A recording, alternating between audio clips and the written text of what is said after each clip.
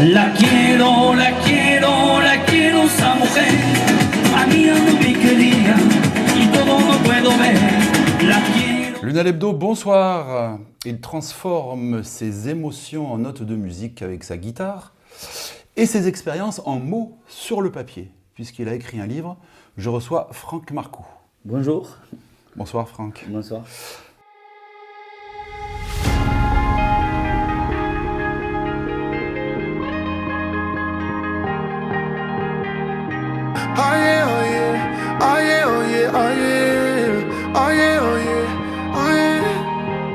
Alors, commençons par la découverte de la musique. Comment ça s'est passé? Donc, nous, la musique, chez nous, dans notre communauté, la communauté gitane, on l'apprend très petit. Parce que c'est nos papas qui nous transmettent la musique. Donc, c'est que de la transmission. Alors, pour moi, mon papa avait une guitare dans la cave. Donc, il avait sa guitare à lui à laquelle il jouait. Il avait une guitare dans la cave. Il est descendu la chercher. Il m'a mis des cordes. Il m'a montré 3 accords, il m'a dit maintenant à toi de jouer. Et c'est comme ça qu'on découvre, on est autodidacte? Exactement. Et on apprend à jouer à la guitare, mais on apprend très vite nous parce qu'on a déjà cette rythmique dans la tête, dans le cœur. C'est notre vie, on vit de musique. Vu de l'extérieur, c'est impressionnant quand même. Hein. Ces transmissions justement de génération en génération. Est-ce que ça arrive qu'on puisse transmettre un autre instrument par exemple? Ah, bien sûr, tous les instruments c'est se transmettent. moins classique. Ben non, en Afrique, les Africains, ils apprennent les percussions. Oui, non, mais je veux dire plutôt chez les gitans, plutôt la guitare. Tout. Faut savoir oui, parce que chez les Hongrois, la communauté hongroise et les gitans hongrois, eux, ils ont des violons, ils ont de l'accordéon. Alors nous, c'est spécifique, la musique gitane, espagnole et catalane. Les gitans catalanes, on joue de la guitare.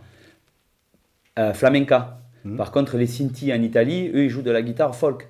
Donc, enfin, c'est la guitare. Oui, il y a des influences particulières dans chaque région. Exactement. Dans toutes les communautés, apparemment, on est 16 ethnies. C'est pas trop juste de dire ça, mais on est plusieurs ethnies Diganes. Au début, on est des Diganes. Parce que pour le commun des mortels, enfin les spectateurs, ils amalgament tout. Hein. Bien sûr, font le mélange entre les gitans, les manouches, les Diganes.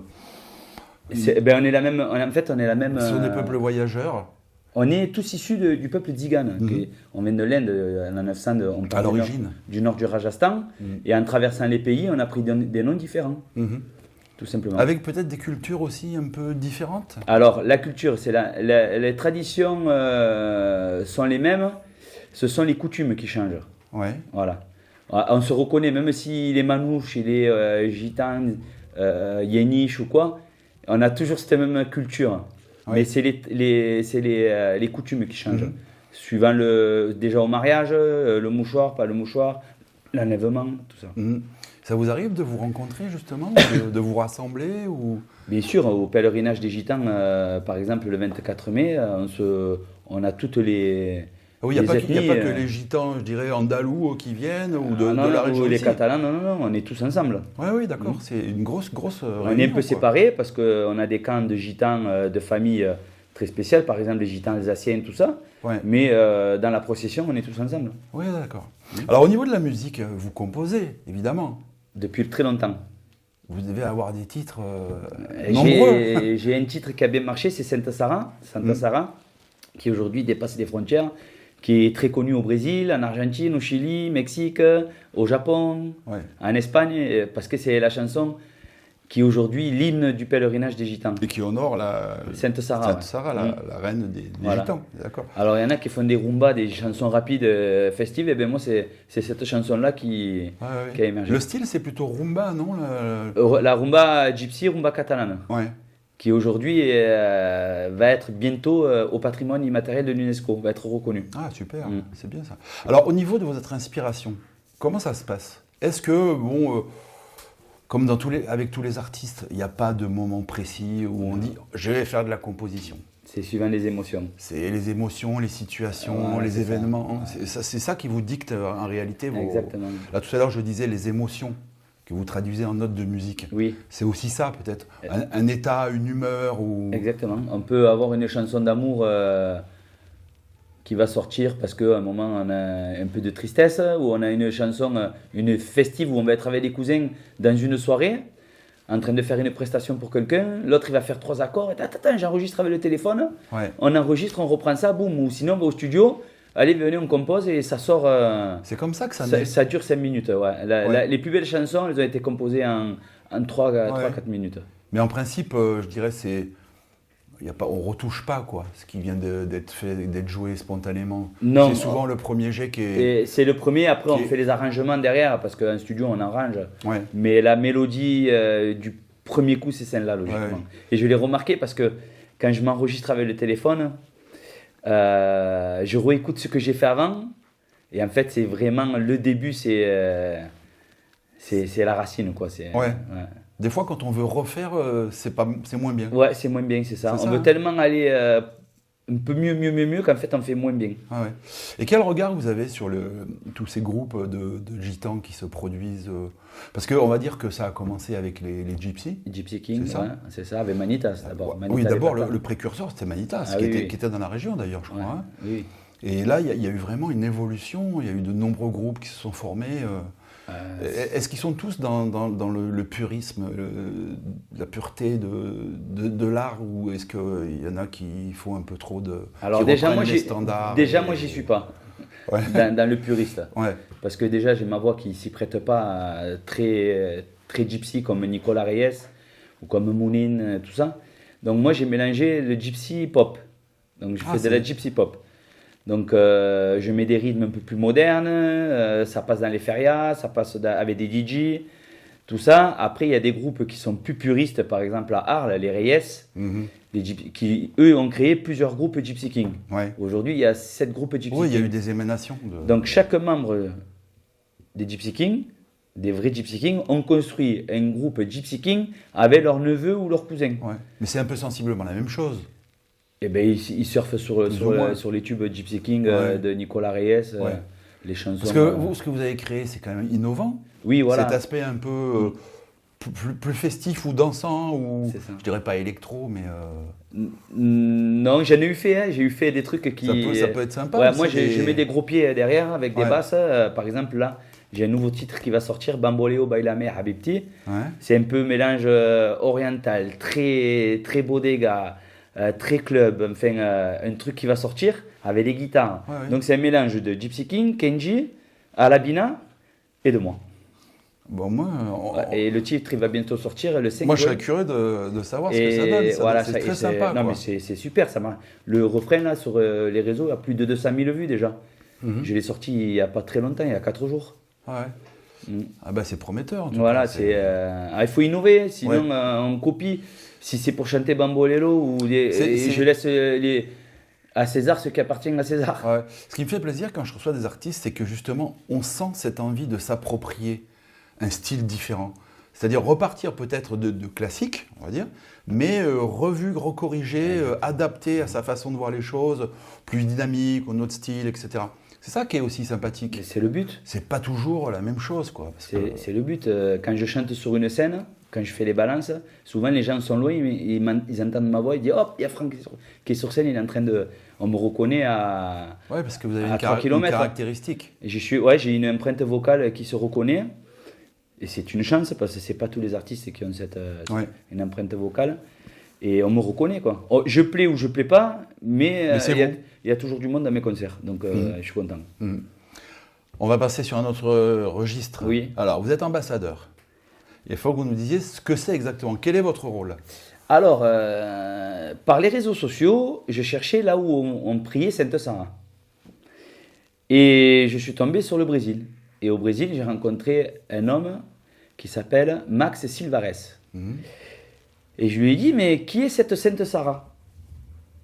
Et eux, ils me suivent en fait depuis des années sur les saintes, ils me connaissent.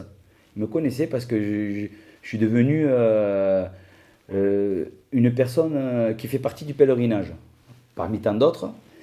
Et ils m'ont reconnu, ils m'ont dit, voilà Franck, on te suit sur les réseaux, la chanson Sainte Sarah, tout ça. Ils m'ont dit, on aimerait t'inviter au Brésil pour vivre le pèlerinage des Gitans au Brésil. Ils m'ont payé le voyage au mois de septembre et ils m'ont choisi le continent sud-américain comme ambassadeur de la Camargue au Brésil. Donc ils ont voulu mon œil sur le regard du pèlerinage des gitans pour savoir s'ils faisaient exactement comme nous en Camargue. Et là-bas, ils sont en train de faire la petite Camargue du Brésil. Ils sont en train de la construire. Parce qu'ils n'avaient pas d'expérience ou Ils voulaient mon regard. Ouais. Ils voulaient vraiment mon Ils voulaient regard. vraiment que leur Ils veulent pas se tromper. événement soit la copie ou... Voilà, vraiment garder l'identité du pèlerinage des gitans en Camargue. Et j'ai vécu un moment extraordinaire. Je suis le seul gitan de Camargue à avoir vécu les 2 pèlerinages en France et au Brésil. Ah ouais. Alors, il n'y a pas de différence si c'est la copie? Alors eux, ils portent pas Sainte Sara Oui. dans l'eau parce qu'il y a pas déjà ils ont pas l'eau. Rio de Janeiro est à plus d'1 heure. À Nova Iguaçu, ils sont Cangueri, exactement. Par contre, ils ont une grande église où il y a la croix de Camargue qui est sur l'église. Sainte Sara qui est... Alors nous, elle est dans la crypte. Eux, ils n'ont pas de crypte, donc elle est sur l'autel, là où ils prient. Ils ont des rituels extraordinaires, slava et tout. C'est... Ah ouais. Ouais, Vous étiez surpris vous-même? J'ai fait que pleurer toute la messe. J'ai jamais pu. Les yeux, ils pleurent tout seuls là-bas en fait. C'est tellement beau, ils ont une foi, une ferveur, une dévotion. C'est grandiose. Et puis les rituels, le feu, les danses, tout quoi. Et par contre, là où j'ai été surpris, c'est qu'il y a toutes les religions rassemblées. Donc j'ai pris une photo là-bas. Et tout se passe bien? Quand je suis allé, il y avait donc j'ai pris une photo avec un musulman, une hindoue, un protestant, une religion que là-bas spiritus, je fais des trucs spirituels, et moi en tant que catholique, gitan catholique, et on a pris une photo ensemble, et il y en avait, il parlait un peu français, j'ai dit mais comment ça fait que tu es là? T'es musulman, toi t'es... Eh ben, il me dit mais on ne prie pas le même Dieu. Ah oui. On prie la même chose ensemble. Bien sûr. J'ai dit oui. Alors j'imagine que des Européens ou des Français qui vont se promener au Brésil, Ouais. s'ils voient la croix de Camargue, ils doivent halluciner. Il y en a quoi. de partout. Ils doivent dire, mais il y a quelque chose qui ne va pas là. Il y a la croix de partout. Et la croix de Camargue est partout. Oui. J'étais surpris. Et donc vous avez quand même des obligations là en tant qu'ambassadeur, non? Oui, alors j'ai beaucoup de visio avec eux, parce que j'ai 3 traducteurs qui me suivaient sur place, collés à moi pendant tous les trucs. Et quand on fait les visios, on se contacte parce qu'on aimerait faire Déjà, on va lier la confrérie des Sainte-Marie de la Mer, qui est la plus vieille confrérie de France, avec la confrérie Santa Sara Cali du Brésil, donc qui descendent au mois d'octobre. Ils viennent au pèlerinage du mois d'octobre, le pèlerinage des Saintois, des Santins, ce qu'on appelle, des Camarguais, et ils vont venir. Un genre de jumelage. Ouais, on est en train de jumeler, donc il va être membre de la confrérie des Saintes. Et moi, nous, avec mon grand frère Mario, on est membre de la confrérie de Santa Sara Cali que nous allons représenter le 24 mai. Ils nous ont envoyé des chemises exprès. Oui, d'accord. Et on essaye vraiment à lier nos pays parce que le Brésil aime beaucoup la France. Là-bas, quand ils font des trucs, leurs événements, il y a le drapeau du Brésil et le drapeau de la France qui flottent. Parce que le Corcovado, le Christ Rédempteur, a été fait par un artiste français. La tête et les mains. Le corps, non, c'est des Brésiliens, mais la tête et les mains, c'est un artiste français. Mais vous étiez dépaysé là-bas quand même, non? Là-bas, il n'y a pas de rizière, il n'y a pas de Camargue, enfin je veux dire, il n'y a pas de taureau, quoi. Alors, ce qui est rigolo, les vaches chez eux, nous, elles sont sous les tamaris, Ouais. et eux, les vaches, elles se reposent sous les palmiers. Oui. Ça m'a fait rire de voir des vaches sous les palmiers. Oui, effectivement, oui. On change le décor, juste. C'était rigolo, ouais. C'était Ouais. rigolo. Non, et puis ça doit être magique quand même. J'ai vécu un voyage. Ouais. Ça s'appelle un voyage. C'est pas des Vous êtes vacances. resté longtemps? Je suis resté 7 jours, 7 ou 8 jours, parce que ça allait vite. Mais vous êtes mieux ici quand même, non? J'espère y retourner quand même, parce Ouais. que c'est beau. Ouais, après, le soir à 18h, on sort pas là-bas. Ouais. Là-bas, c'est C'est fini. pas- Dès qu'il fait nuit, Il vaut mieux rester chez soi. oui, faut Ouais. pas sortir. Ils sont gentils. Ouais. Donc, alors, vous écrivez des chansons, ça c'est sûr, mais pas que. Vous Exactement. voyez ce que je veux dire? Voilà, le livre Camargue, ma terre sacrée. Ouais. Alors, est-ce que c'est plus intime d'écrire un livre que des chansons? Parce qu'on se, on se confie plus, là, non? Alors, les chansons, aujourd'hui, tout se passe sur les réseaux sociaux. Donc, si un jour ça marche plus, eh ben, les chansons ne sont plus là. Eh oui. Un livre, c'est dans une maison. Le soir, on peut se mettre à regarder. Un livre, à apprendre des choses, quoi. C'est la différence. Moi, je pense que c'est la connaissance et l'amour qui sauveront le monde. Le livre, ça fait partie de la connaissance. Un livre, c'est du papier, on le touche. Ça reste. C'est vivant, enfin vivant. Ça reste. On s'en imprègne, on le possède, que le reste, c'est virtuel. C'est ça, Voilà. c'est du virtuel. Donc, ce livre, je l'ai écrit au départ pour ma famille. Vous étiez un besoin que vous aviez? Ça faisait longtemps que j'avais ce projet. Et j'ai rencontré un ami qui s'appelle Florent, Père Laprode. Et j'ai dit, mon rêve, ce serait d'écrire un livre. Il m'a dit, c'est vrai? Lui, il a l'habitude de le faire parce qu'il écrivait un livre et tout. Il m'a dit, ben, on commence. On a mis 2 ans quand même. C'est très long. Parce que pour les photos, c'est très compliqué. Alors j'ai appelé des photographes, les gens qui me voient aux Saintes, qui prennent les Saintes Marie de la Mer, la Camargue en photo, du haut, du ciel, en fait tout ça. Et ils sont tous venus, ils me connaissent du pèlerinage. Et en fait, au début, les photos, elles coûtaient 400 €. Et à la fin, tous les photographes de renom m'ont offert les photos pour le livre. Est-ce que vous ne souhaitiez pas faire passer des photos que vous aviez déjà en votre possession? Alors j'en avais, mais le truc, c'est que il y a des photos de partout, en fait. Il faut les trouver, quoi. C'est extraordinaire, c'est de grande qualité. Ah ouais. Et là, vous faites des confidences Alors, on ne va pas dévoiler le contenu, mais... alors, faire une biographie à 45 ans, c'est un peu compliqué. À moins d'avoir une expérience extraordinaire. Voilà. Donc, Florent m'a dit, j'ai une idée. On va faire de ce livre-là un guide de Camargue. Et en même temps, on va raconter ton lien avec toutes les villes où tu as joué à la guitare, où tu es passé, ce que tu as vécu, avec des anecdotes. C'est un angle intéressant. Hein. Voilà. Et du coup, par exemple, je suis né à Pérol et j'ai raconté ma Camargue à moi. Ma Camargue sacrée, je l'ai mis bien avec un apostrophe. Ouais. C'est ma Camargue. Parce que moi, je suis parti de là où je suis né à Pérol, 19 bis, rue du Coureau. Et je suis remonté jusqu'au Sainte-Marie de la Mer en passant par la Grande Motte, le Gros du Roi, Saint-Gilles, Nîmes. Parce que Nîmes, je joue beaucoup à la guitare là-bas, devant les arènes. En allant au Brésil, parce que comme ils font la petite Camargue du Brésil, j'ai commencé à raconter C'est un petit peu un carnet de voyage. Et oui, et puis les gens, quand ils ouvrent, chaque fois, ils me disent « Ah, mais j'y suis allé là. Ah, mais c'est ce que j'ai vu. Ah, mais c'est ce que j'ai vu. » Du coup, c'est assez sympa. Après, on me voit où j'ai démarré, où j'étais petit. Ah oui, oui. Le Douandé à Pérol, là où j'ai démarré à la guitare le 4 juillet 2003. Tout, et puis les gens, voilà quoi, ils sont... là, par exemple, ça parle des vignes. Ah oui, c'est votre regard hein, sur C'est mon l'environnement, regard, votre environnement, votre région. C'est ça, et grâce à ça, j'ai été repéré par l'Académie de Saint-Gilles et de la Camargue. Donc, je suis rentré dans l'Académie de la Camargue et de Saint-Gilles. Et en deuxième temps, il y a eu l'Académie des Arts et des Lettres, des Sciences et des Arts et des Lettres, qui m'ont contacté et qui vont me remettre la médaille des Arts et des Lettres pour ce livre-là et pour mon parcours atypique. C'est inattendu.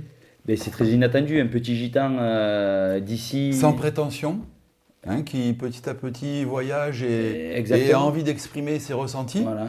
Et voilà qu'il est récompensé. Ce livre, il part au Brésil, il part de partout. Puis un parcours scolaire chaotique dans le général, jusqu'à ma 5e, 3 5e. Mais c'est ça qui est intéressant. Dehors, hein. C'est ça qui nous intéresse. Nous, nous on reçoit des invités qui ont des parcours atypiques. Voilà, c'est ça. Des autodidactes. Mais c'est la passion qui les anime. C'est ça. Et j'avais été contacté à l'époque par Patrick Vignal, qui m'avait remis ce que vous dites vraiment, mon parcours atypique, il m'avait remis la médaille de l'Assemblée nationale. Il me dit, tu as un parcours atypique. Et là, ça continue, c'est atypique complètement. Oui. Et c'est super. En fait, je demande rien, on m'appelle, on me dit viens. Ouais. Alors, l'Académie des Arts et des Lettres, ils veulent me donner la médaille. Mais moi, j'ai fait autre chose. Florent n'était pas compris dedans. J'ai dit, on va faire un truc. La médaille, on la remet à Florent. On partage. Ouais. Et ils veulent m'introniser dans l'académie, ils veulent me garder dans l'académie par rapport à ce parcours que j'ai. Parce qu'ils ont besoin de personnes comme moi, donc Jean-Claude Nougaret, et qui est le fondateur de cette académie, il cherche des gens comme ça, de tout horizon, pour pouvoir dire non, mais on n'a pas besoin d'avoir fait l'ENA ou truc pour avoir Oui, la médaille des arts et des lettres. C'est un coup de projecteur hein, sur justement ces artistes qui sont ce qu'ils sont. Ben oui, parce que dans les quartiers, il y a des jeunes très intéressants qui sont enfermés avec d'autres qui n'ont pas envie de réussir, qui sont très... et il y en a qui veulent émerger et qui n'ont pas les moyens. Et j'espère qu'avec cette académie, quand je vais y rentrer, proposer des projets, d'aller dans des quartiers, de dire oh, lui, il mérite, il faut les prendre et les faire, les mettre en lumière pour qu'ils puissent exister. Oui, et puis leur expliquer qu'il faut qu'ils croient en leurs rêves. Exactement. Ouais. Où est-ce qu'on peut le trouver ce livre alors? Alors ce livre, on le trouve au Sainte-Marie-de-la-Mer, au magasin Le Clocher, donc à Saint-Gilles, à la basilique, dans l'église de Saint-Gilles. Voilà, il est dedans. Et Nîmes, il est chez Goyard. Et après, je l'envoie par Internet, comme le commande, j'essaie d'en envoyer par courrier. Vous avez eu des retours, non, sur des commentaires on Des- vous lit et qu'est-ce qu'on vous en dit J'ai eu de très bons commentaires, j'ai de très bons retours. J'ai été l'une des meilleures ventes du Festival de la biographie à Nîmes, avec toutes les stars du livre. Donc j'étais entre Cabanel et Tisser. J'étais entre les deux. Donc les gens achetaient le livre de Tisser et de Cabanel. Et au milieu, ils prenaient le mien. Il y avait Chico les Gypsy, qui avait son livre. Il y avait Marc Lavoine. Il y avait les grosses têtes, les nus, enfin tout ça. Mais dans les petits ceux qui font de l'auto... Oui. Voilà, de l'autoproduction, j'ai été l'une des meilleures ventes, même voir. Je suis parti du festival, j'avais plus de Le livres. danger, c'est d'avoir du succès avec un premier livre, parce qu'on va vous dire, et alors, et le deuxième Alors, Quand est-ce qu'il vient alors la particularité de ce livre, c'est qu'il y a un disque dur qui a été fait, où il est dedans. Chaque tirage est différent, parce qu'on l'améliore, le livre. On enlève et on remet d'autres infos de ce qui s'est passé. C'est en perpétuelle évolution. En perpétuelle évolution. À la fin de ce livre, il y a marqué une phrase qui est très très importante et j'espère qu'un jour, voilà, c'est là. En espérant que l'un de nos enfants écrive la suite du voyage infini. Ah, c'est trop bien ça. Donc si un jour je suis plus là, Passation. voilà, ils prennent le livre qui a déjà été fait. Et il peut continuer le livre avec toutes les photos qui sont... Ah oui. Voilà. Une saga.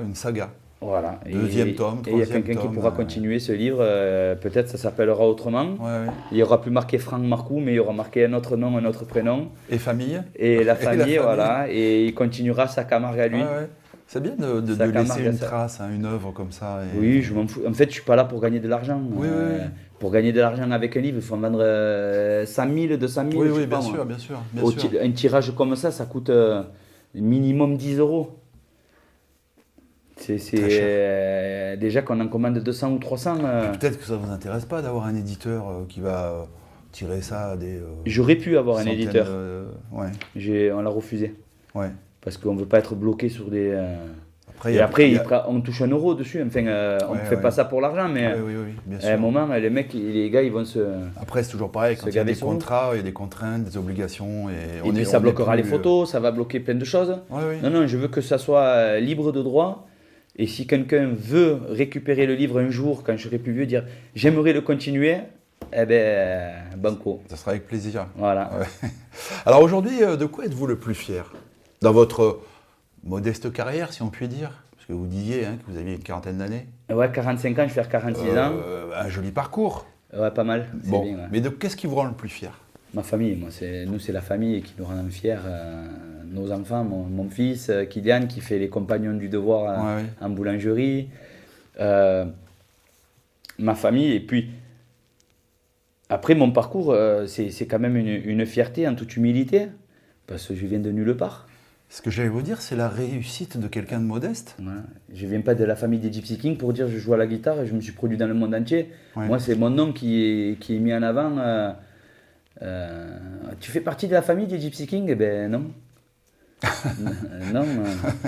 C'est des petits cousins à nous parce que nos cousines se sont mariées avec. Ah ouais. Eh ben bravo. Ah ouais. On me dit bravo parce que Et C'est tout à ton honneur. donc on vous retrouve dans la région, là, vous tournez là. Vous Ah, durant l'été, j'imagine que vous avez un calendrier. Toute l'année. l'année. J'arrive à tourner toute l'année. Dans tous les pays, comme mon dernier concert au Brésil, j'ai l'Espagne, l'Arménie, Et l'Ukraine. vous partez aussi. tout seul là avec votre guitare Alors là, je ou, suis parti tout seul au Brésil. Ouais, c'était la première fois que je partais seul aussi loin. Avec la guitare. Ah ouais. Alors d'habitude, on part toujours en groupe, en famille, où on est les uns avec les autres, on se soutient. Là, je suis parti seul, c'était long. Le long, voyage était long. Ouais. Ouais, et puis il faut 11 heures d'avion, les correspondances, on attend seul. peut-être le climat aussi là-bas, hein, qui est un petit peu différent. Il est comme chez nous. Comme chez nous. Hmm. Pas trop humide. Non, comme chez nous. Ouais. Ça, j'ai été surpris. C'est vraiment le climat du mois de juin, septembre. Je suis arrivé, c'était super. On va bientôt se quitter, hein, malheureusement. Hein. On vous écouterait hein, de nombreuses heures. Est-ce que vous auriez un dernier mot à dire à nos téléspectateurs? Leur donner un rendez-vous, par exemple? Alors, les téléspectateurs, nous avons des rendez-vous. Donc, il y a le titre Là-bas au Sainte-Marie-de-la-Mer qui est sorti déjà. Et nous allons aller au pèlerinage des Sainte-Marie-de-la-Mer le 24 et 25 mai. Donc, 24 mai, Sainte-Sarah et 25 mai, Jacobé et Salomé, des Sainte-Marie-de-la-Mer. Et le 26 mai, la messe en plein air en hommage au marquis de Baroncelli. Grâce à lui, c'est grâce à lui qu'il se passe tout ça. Et puis les chansons qui sortent sur les réseaux sociaux, le 5 juin, Bamboléo, Bailame, Habibti, et puis tous les concerts qui vont arriver. Vous avez les agendas les uns après les autres sur ma page Facebook Franck Marcoux, Gypsy Pop, Instagram, TikTok, on est partout. Voilà. Et vous continuez à composer. Et je continue à composer bien sûr. Je fais que rentrer en studio, sortir pour avoir de la matière à présenter dans les concerts. Quand on est créatif, hein, C'est on ça. n'arrête pas. Ah mais moi je crois que j'ai 25 chansons à enregistrer, mais le studio il n'arrive pas à suivre parce qu'il y a d'autres artistes qui rentrent dedans. Et vous avez jamais réussi à vous produire ici à Lunel? Alors Lunel, j'ai eu fait les férias à l'époque, Oui. beaucoup de férias, et aujourd'hui on ne me prend plus. Faut Donc changer. s'il vous plaît, Lunel, Christophe Roussy je crois que c'est, prends-moi. Stéphane Roussy, prends-moi pour jouer, j'ai envie de venir à Lunel. Mais je pense qu'il regardera parce qu'il aime beaucoup TV Lunel. Voilà. Donc peut-être que vous aurez une réponse. J'arrive pas à être en contact avec lui, mais j'aimerais venir me produire sur ce qu'ils font autour des arènes là. Ouais. C'est les vendredis Ou à la terrasse. Ouais, les terrasses, voilà. Le jeudi. Les jeudis, ouais. C'est Les ça, jeudis ouais. et les terrasses. Ouais. Franck, merci beaucoup. Merci beaucoup Au plaisir pour votre de accueil. se revoir. Avec grand plaisir. À bientôt. Et je vous offre le livre. C'est très gentil, merci Voilà. beaucoup. Avec beaucoup d'intérêt que je vais le feuilleter. Lunel Hebdo, c'est terminé. On se retrouve jeudi, comme d'habitude. Bonne soirée. Merci. Ah, il faut Attends, c'est quand qu'elle passe l'émission? Elle va passer avant jeudi. T'as pas une date hein? Parce que j'aimerais te faire une petite annonce en visio là. Mardi. Ouais, mardi soir. Attends. Non. Je vais te la sortir dimanche. Dimanche soir. Dimanche soir? Ouais. Attends, hein. Coucou les amis, voilà, je suis à Lunel, chez Lunel TV Lunel. TV Lunel. Je suis là avec mes amis. Donc présentez-vous. Ah ben, moi, c'est Gilles. Gilles, c'est lui qui m'a interviewé. Et Gilbert. Gilbert, voilà, je suis dans les studios à Lunel, c'est super chouette. Donc il y a une émission qui va passer dimanche soir. Je vous la mettrai sur les réseaux sociaux. Est-ce que s'il y a d'autres artistes qui veulent venir ici, ils peuvent vous contacter? Oui, bien sûr, bien sûr. C'est vrai, donc on vous contacte où? Sur TV Lunel. Voilà, TV Lunel, vous pouvez venir. Moi je suis venu ici grâce à mon ami Farouk que j'ai vu ici, donc c'est pour ça que je vous ai contacté. Et moi j'ai grandi avec Farouk. C'est mon ami d'enfance, on est né dans le même village. Et voilà, donc regardez, il y a des caméras là, des caméras ici. On vous dit à bientôt et Et au rendez-vous plaisir. dimanche Ciao, ciao. sur les réseaux sociaux. Ciao, ciao. Super. Je vais te la demander, s'il te plaît. Je vous accorde ma caméra.